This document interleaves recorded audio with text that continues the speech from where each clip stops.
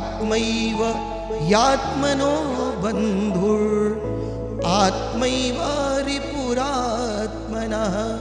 केवल 20 दिनों में 40 घंटे देकर के संस्कृत मुख का संस्कार बन करके सामने आती है। लोग फिर इतना डर क्यों जाते हैं? क्योंकि संस्कृत का नाम जहाँ ही आता है वहाँ हर कोई डर जाता है कि भाई संस्कृत बहुत टफ है। जब लिखने में आ गई, पढ़ने में आ गई, संस्कृत उसके श्रवण करने में आ गई, संस्कृत उसके बोलने में आ गई, तो बाकी क्या बचता है? संस्कृत को बहुत सारी यूनिवर्सिटी भी अभी चल रही हैं, रन हो रही हैं, बच्चे वहाँ पढ़ाए भी जा रहे हैं, लेकिन आपको लगता है कि उसमें कुछ करियर भी है? रेडियो संस्कृतम नाम से पहला संस्कृत चैनल एस्टेब्लिश किया है संस्कृत विश्वविद्यालय ने। लेकिन संस्कृत क्या इंटरनेशनल लेवल पे पहुंच रही है? वर्तमान में जो काम कर रही सरकार है, निश्चित रूप से इन लोगों ने संस्कृत को लेकर के, संस्कृत विद्यार्थियों, अपने प्रदेश के यूथ को लेकर के संस्कृतोन्मुखी बनाने के लिए बहुत सारे प्रयास किए हैं।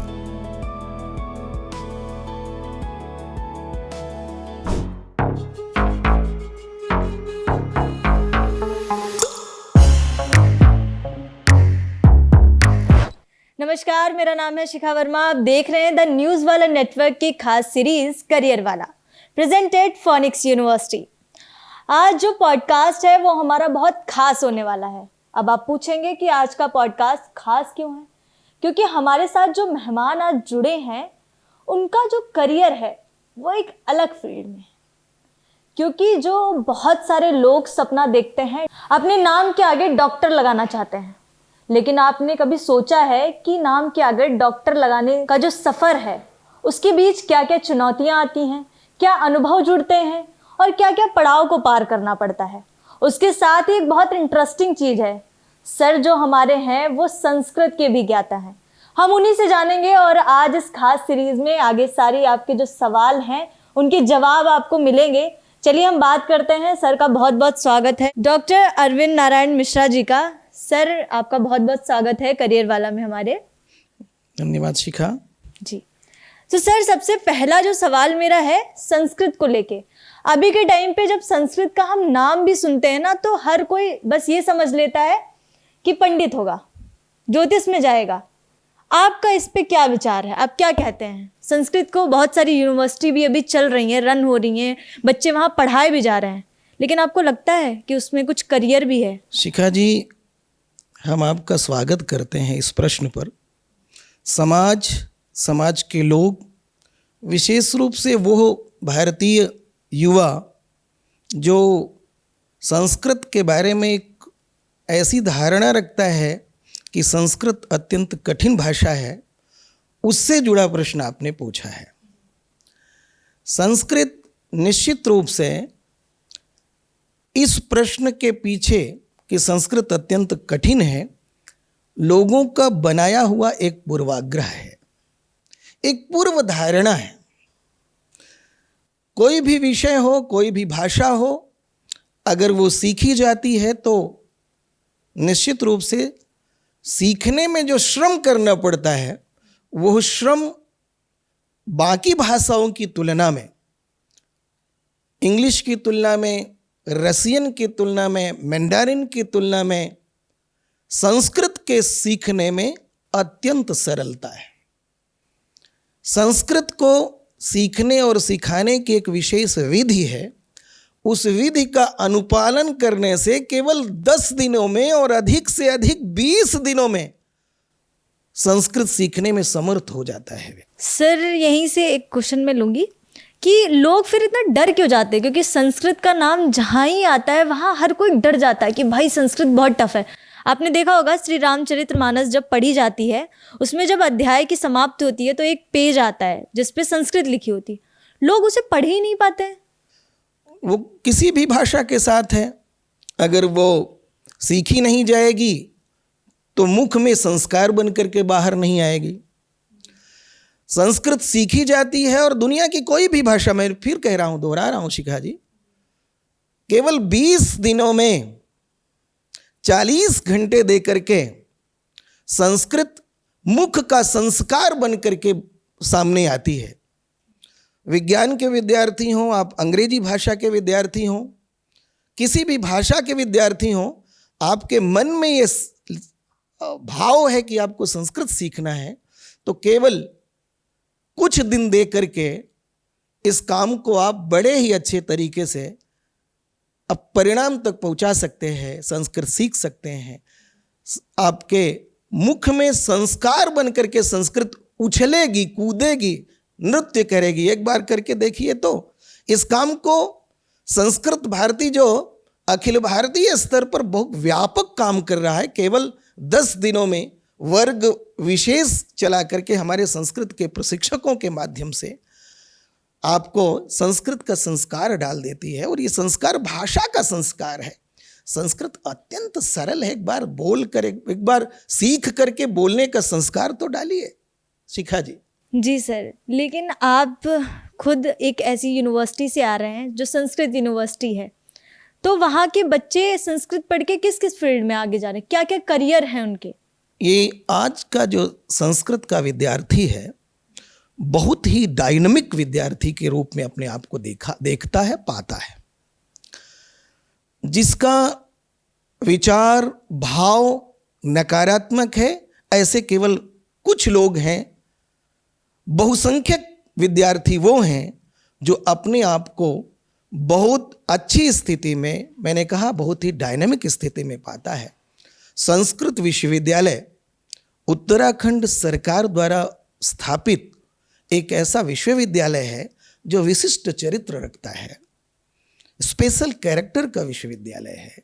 यहाँ न केवल संस्कृत के क्लासिकल सब्जेक्ट्स पढ़ाए जाते हैं, संस्कृत साहित्य, संस्कृत व्याकरण, व्याकरण में भी नव्य व्याकरण, प्राचीन व्याकरण, ज्योतिष विद्या, वास्तु, वैदिक, कर्मकांड, लाइब्रेरी, आधुनिक विषयों की भी संगति है। यहाँ आपको जानकर अच्छा लगेगा शिखा जी, आपकी पत्रकारिता विभाग हमारे यहाँ एग्जिस्ट करता है। और संस्कृत पत्रकारिता किस तरह से उपयोगी है, कभी विजिट कीजिए संस्कृत विश्वविद्यालय की। और इन अर्थों में अभी हाल में ही हम लोगों ने देश का कहें का एशिया का कहें पहला संस्कृत चैनल एस्टेब्लिश किया है संस्कृत विश्वविद्यालय ने, जो FM 90.0 मेगाहर्ट्ज पर ब्रॉडकास्ट किया जाता है। जी शिखा जी, हाँ, रेडियो संस्कृतम नाम से कम्युनिटी रेडियो स्टेशन, सामुदायिक रेडियो स्टेशन की स्थापना की गई है, जिसका नाम दिया गया है रेडियो संस्कृतम। तो कभी अवसर मिले तो जरूर एक विजिट कीजिए और देखिए कि कितने आयाम हैं संस्कृत विद्यार्थी के लिए। जो हमारी सरकार है, वर्तमान में जो काम कर रही सरकार है, निश्चित रूप से इन लोगों ने संस्कृत को लेकर के, संस्कृत विद्यार्थियों, अपने प्रदेश के यूथ को लेकर के संस्कृतोन्मुखी बनाने के लिए बहुत सारे प्रयास किए हैं। उसी का एक प्रमाण है संस्कृत विश्वविद्यालय, जो उसको मूर्त रूप देने में लगा हुआ है। शिखा जी। सर, जो आपने अभी बात की है रेडियो स्टेशन की जो संस्कृत में चल रहा है, उस पर कौन कौन से कैसे कैसे प्रोग्राम्स चलाए जा रहे हैं? उसमें शिखा जी हम 2 तरह का कार्यक्रम चलाते हैं। एक तो ये है कि हम संस्कृत के लब्ध प्रतिष्ठित विद्वानों का, विशेष रूप से हमारे उत्तराखंड भूमि में जो लोग प्रतिष्ठित विद्वान हैं संस्कृत के, उनका, और उनके साथ साथ देश के प्रतिष्ठित विद्वानों का, जिनका अपने अपने क्षेत्र में एक उल्लेखनीय कार्य है, उनको बुला करके अभिलेखीकरण यानी रिकॉर्डिंग कराने का हमारा कार्य है। दूसरा, रिकॉर्ड किए गए विषय वस्तु को, विशेष रूप से क्लासिकल जो सब्जेक्ट्स हैं हमारे, जहाँ तक सुदूर गांव में बैठे किसी विद्यार्थी की पहुँच नहीं है, तो उस विद्यार्थी की पहुँच विद्या तक बनाने के लिए इस रेडियो संस्कृतम का इन विद्वानों के माध्यम से निश्चित रूप से एक बहुत ही कारगर कदम है जो हम लोगों ने शुरू किया है। और एक कभी आप अवसर लगे तो ज़रूर विजिट कीजिए। सर, दूसरा सवाल मेरा ये है कि जो संस्कृत है उसको एक बच्चा सीख लेता है, जैसे मैं सीख लेती हूँ, लेकिन आपको क्या लगता है कि व्यक्तित्व में भी वो चीज़ झलकनी चाहिए? ये चीज़ इम्पोर्टेंट है या नहीं है? सिर्फ सीखना ही इम्पोर्टेंट है कि आप संस्कृत पढ़ पा रहे हैं, वही ज़रूरी है? यदि किसी विद्यार्थी ने संस्कृत सीख लिया, सीख लेने का मतलब हुआ संस्कृत उसके लिखने में आ गई। सीख लेने का आशय यह हुआ कि संस्कृत उसके बोलने में आ गई।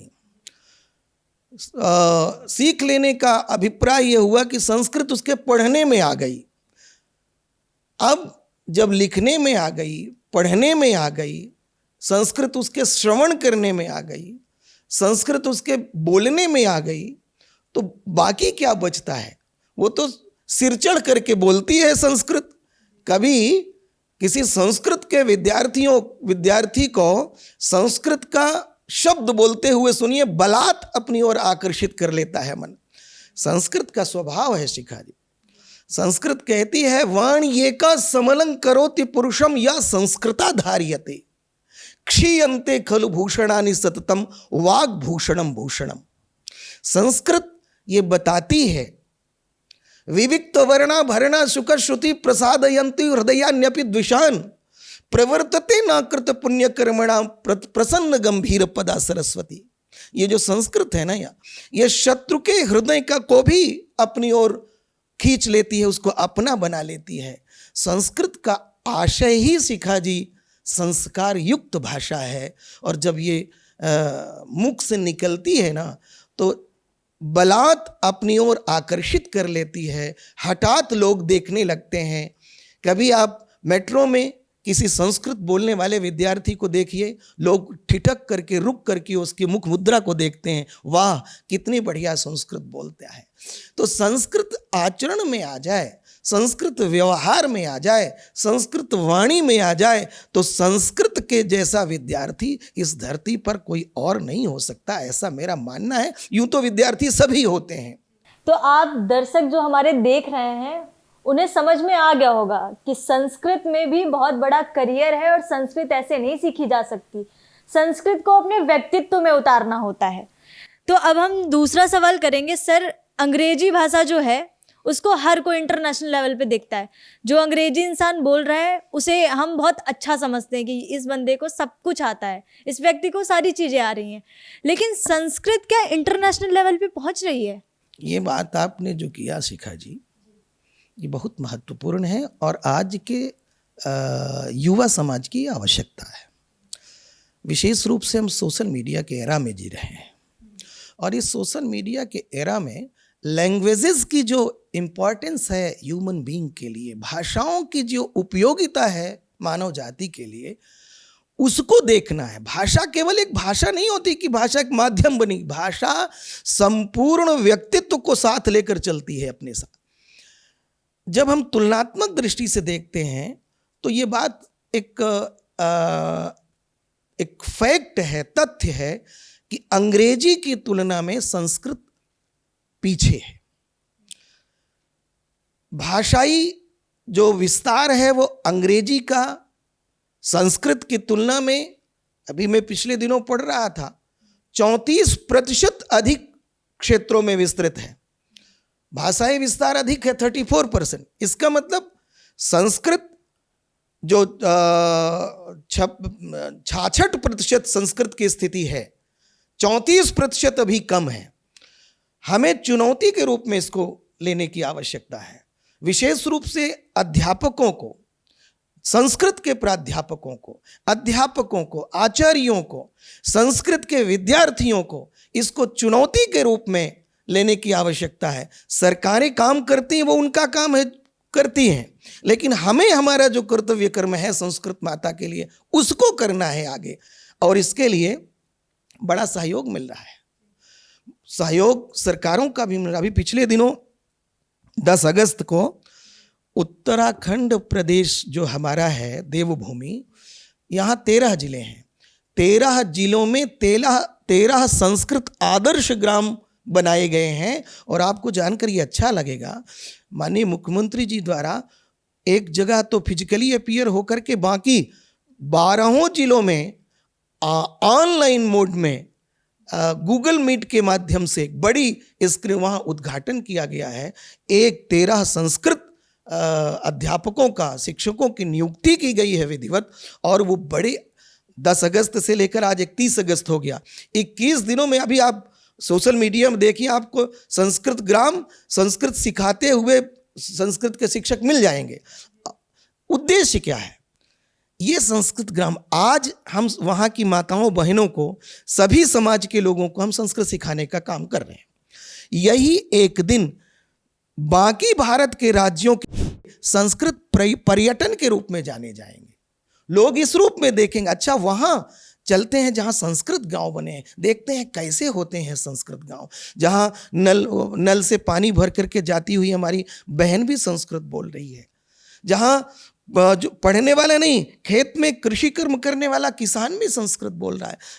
कल्पना करके ही आनंद का बोध होता है।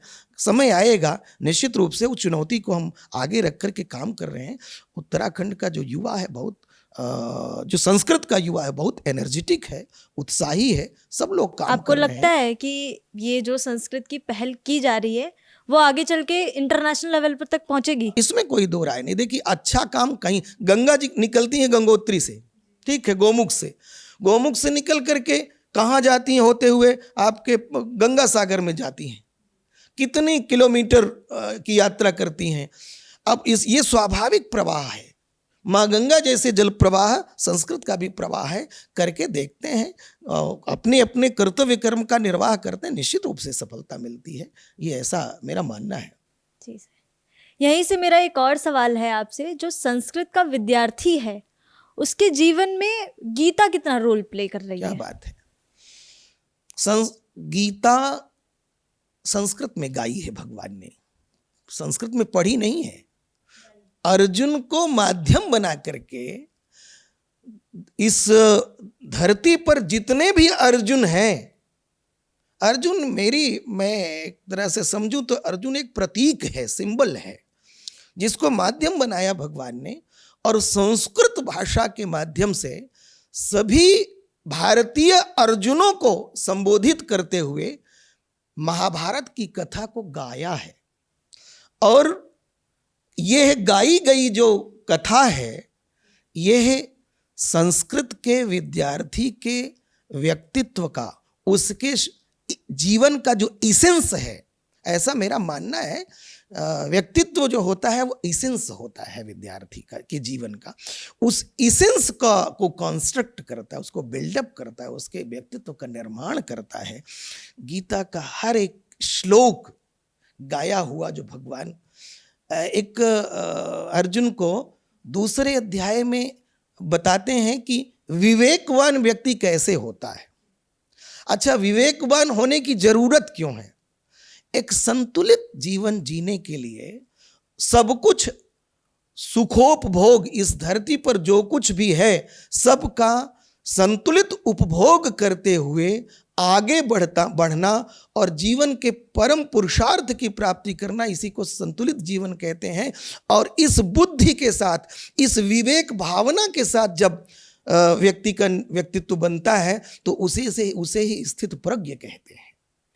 सर, इसी पे मैं चाहती हूँ कि आप एक श्लोक गा के सुनाएं। हमारी ऑडियंस भी सुनना चाहती है कि आप किस तरीके से गाने की बात कर रहे हैं। लोग तो पढ़ने की बात करते हैं ना गीता की, आप गाने की बात कर रहे हैं, किस तरीके से आप गाने की बात भगवान एक चुनौती के रूप में अर्जुन के माध्यम से सभी भारतीय अर्जुनों को कहते हैं।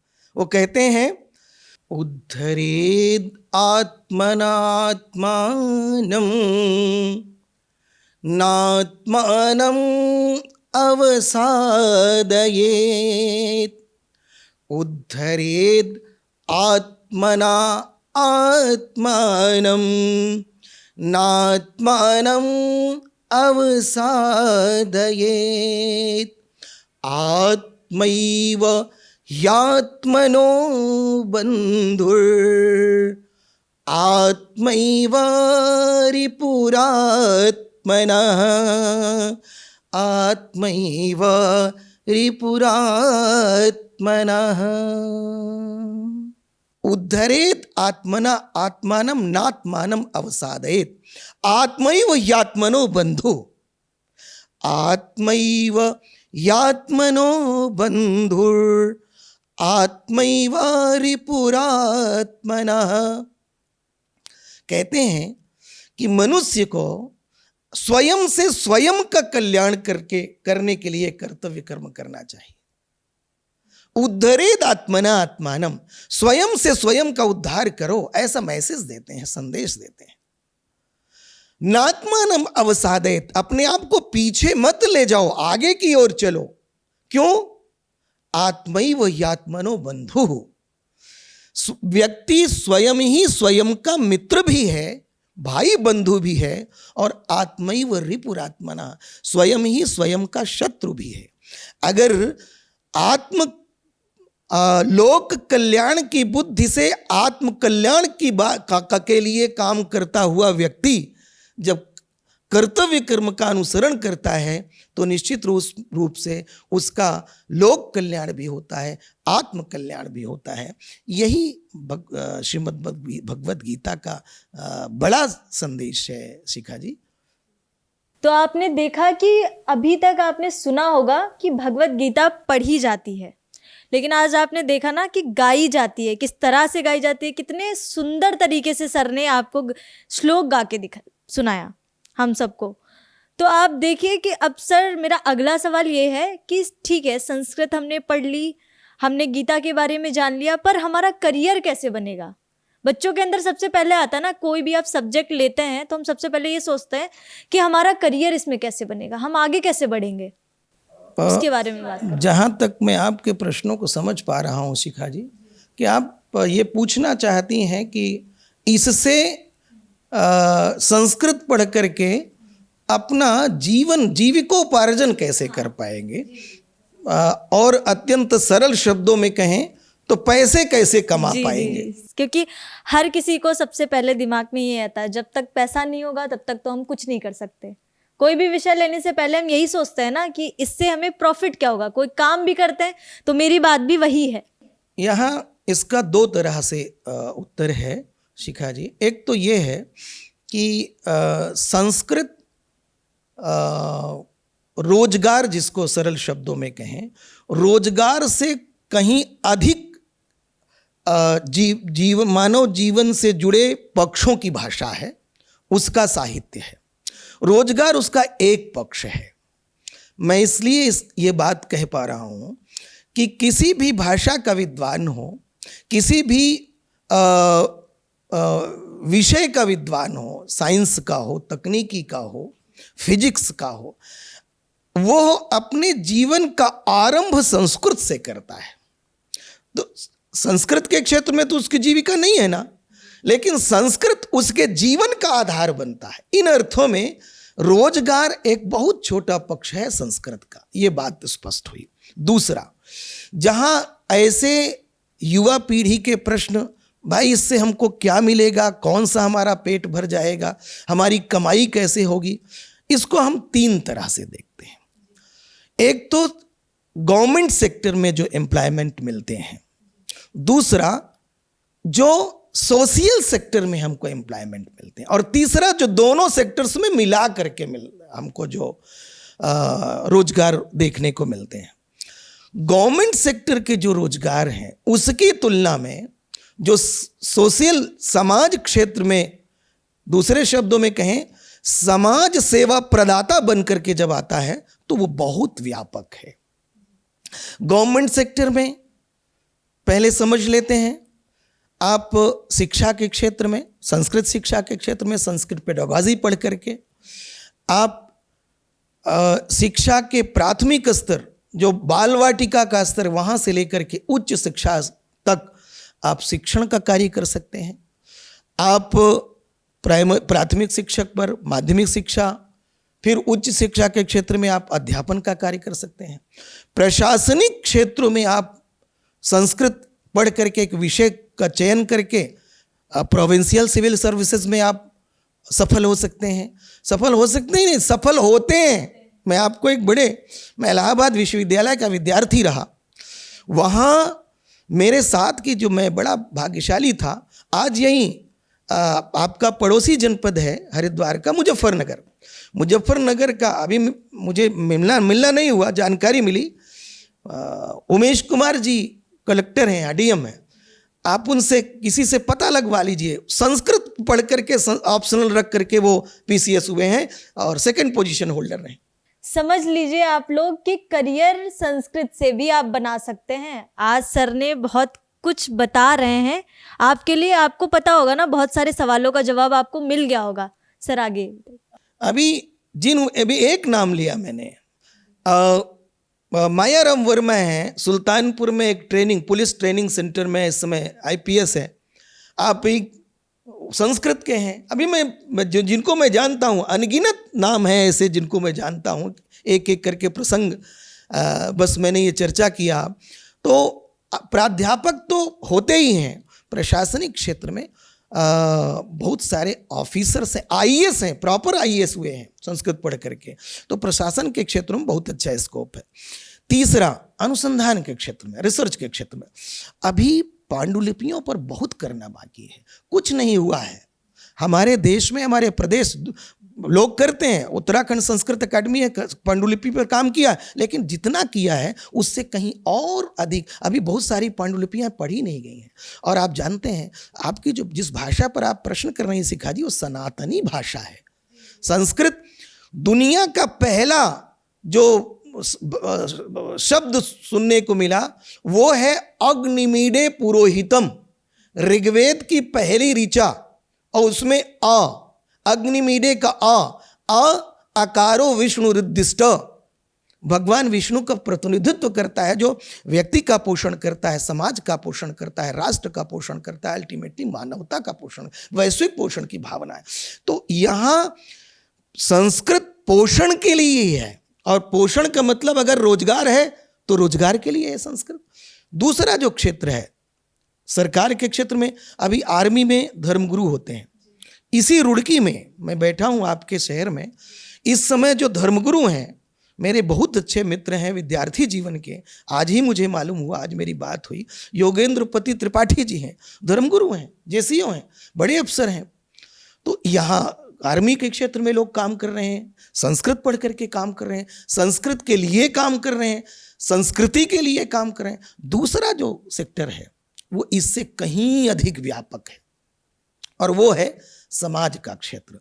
समाज सुबह से लेकर शाम तक, जहां कहीं मंदिरों में घंटियां बजती हों, जहां कहीं प्रातःकाल संस्कृत के श्लोक गाए जाते हों, जहां आप तो हरिद्वार से पास हैं, आश्रम यहाँ चलते हैं, जहां पर आपको न केवल घंटा नाद सुनाई देता है बल्कि संस्कृत श्लोक नाद भी सुनाई देते हैं। एक सुव्यवस्थित पद्धति के रूप में ये सब काम करते हैं। ये सब पूरे कर्मकांड का, जिसको कर्मकांड कहें, कर्म अनुष्ठान कहें, छोटे से लेकर बड़ा तक, घर में सनातन परिवारों में सत्यनारायण भगवान की कथा श्रवण से लेकर 7-7 दिनों तक, 15-15 दिनों तक आयोजित होने वाले पुराणों के जो प्रसंग हैं सब संस्कृत में होते हैं, और बिना दक्षिणा के संपन्न नहीं माने जाते। दक्षिणा कम हो सकती है, मध्यम हो सकती है, अधिक हो सकती है, बहुत अधिक हो सकती है, लेकिन दक्षिणा एक एसेंशियल पार्ट होता है संपूर्ण यज्ञ अनुष्ठान का। यज्ञ कर्म होते हैं, सतचंडी होते हैं, सहस्त्र चंडी होते हैं, लक्ष्य चंडी होती हैं। अभी आप अपने रुड़की में जाकर देखिए, बहुत छोटी सी संख्या पॉपुलेशन वाला ये भारतीय समाज है सनातनी।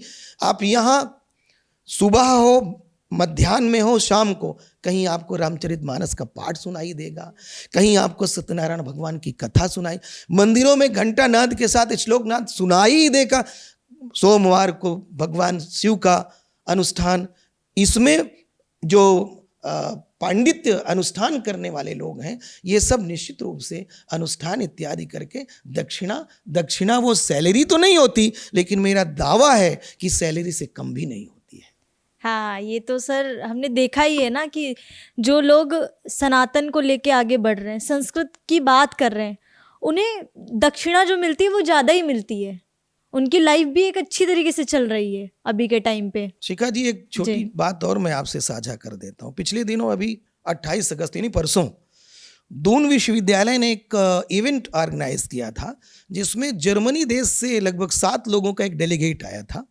उस डेलीगेट्स में जो मेंबर्स थे, वहाँ उत्तराखंड सरकार ने एक पत्र भेजा था विश्वविद्यालय को। विश्वविद्यालय ने संयोग से, सौभाग्य से मुझे प्रतिनिधि बना करके मेरे 5 विद्यार्थियों, जिसमें 2 गर्ल्स स्टूडेंट थी, हमारी छात्राध्यापिकाएं थे, 3 छात्राध्यापक, इनको लेकर के मैं गया, इन 5 छात्रों को लेकर गया। वहाँ मैंने प्रश्न किया तो बड़ा सुंदर उत्तर मिला मुझे। लगभग 2500 की कैपेसिटी का वो डॉक्टर नित्यानंद ऑडिटोरियम था। मैंने प्रश्न किया कि संस्कृत जानने वाले के लिए जर्मनी में क्या स्कोप है रोजगार का। तो उन्होंने बताया कि सर, आप रोजगार, जर्मनी का कोई डिप्लोमा, कोई सर्टिफिकेट जो जर्मन सिखाने में मदद करता हो, ये बात सच है कि जर्मन और संस्कृत बहुत क्लोजली रिलेटेड है। अगर संस्कृत पढ़ने वाला विद्यार्थी जर्मन का कोई सर्टिफिकेट कोर्स कर लेता है तो एब्रॉड उसको जर्मनी और जर्मनी के सराउंडिंग जो छोटे छोटे देश हैं जहाँ जर्मन प्रभाव वाला समाज रहता है, वहाँ भी संस्कृत के छात्रों के लिए अवसर है रोजगार का। ये मैं प्रसंगवश मैंने ऐसे चर्चा किया आपसे, और मैंने प्रस्ताव भी दिया विश्वविद्यालय में। एक अच्छा होगा, हमारे बहुत प्रोग्रेसिव प्रशासन है, ये काम करेगा और अच्छा होगा विद्यार्थियों के। आप समझ रहे हैं ना कि विदेशों में भी आप जाके संस्कृत को पढ़ सकते हैं, जान सकते हैं, और उनकी भाषा को भी हम अच्छे से जान सकते हैं। तो आपको, हमें लगता है इस चर्चा से बहुत सारी चीज़ें क्लियर हुई होंगी, आपके जो सवाल होंगे वो क्लियर होंगे। अभी जो सर, मेरा बस 2 लास्ट सवाल मैं करने वाली हूँ आपसे। एक तो आपका जो थॉट था इस रेडियो स्टेशन को लेके, वो कैसे आया था कि रेडियो हमें संस्कृत में, आप पढ़ा तो रहे थे ना, यूनिवर्सिटी में पढ़ा रहे थे, ये रेडियो स्टेशन स्टार्ट करने की क्या ही जरूरत थी, कैसे आया थॉट? कई बार क्या होता है, जो घटनाक्रम घटित होता है वही आधार बनता है कुछ परिणाम ले आने के लिए मोटिवेटर का काम करता है, इंस्पायरेशन का काम करता है। इस समय डिस्टेंस एजुकेशन को लेकर के सरकारें बहुत काम कर रही हैं। भारत सरकार ने सुदूर गांव क्षेत्र में बैठा कोई किसान हो, लेकिन वो पढ़ना चाहता हो, सीखना चाहता हो, कोई मूर्तिकार हो लेकिन वो समझना चाहता हो,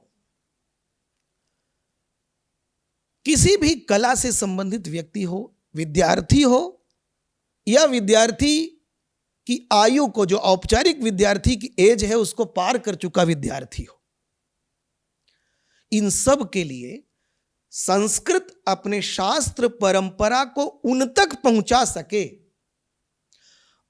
और उनकी पहुंच अपने शास्त्र परंपरा तक बना सके, यह विचार एक जिज्ञासा विश्वविद्यालय है।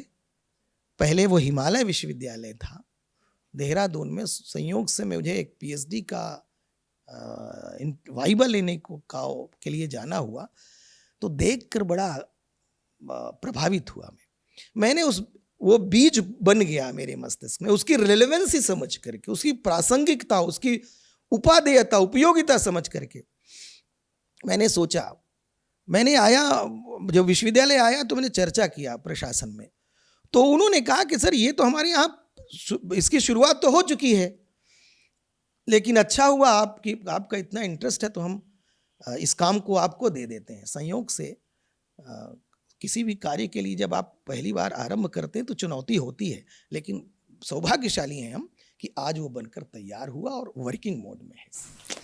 तो आपने देखा कि कितनी अच्छी पहल थी, सर की पहल है जो अभी तक चल रही है। मुझे लगता है कि जो बच्चे अभी सोचते हैं ना, टेक्नोलॉजी में हम जाएंगे, एआई को जानेंगे, पत्रकारिता में हम जाएंगे, अंग्रेजी को जानेंगे, लेकिन आपको समझ में आ गया होगा कि संस्कृत में भी एक बहुत बड़ा करियर है। आप बहुत कुछ कर सकते हैं संस्कृत में।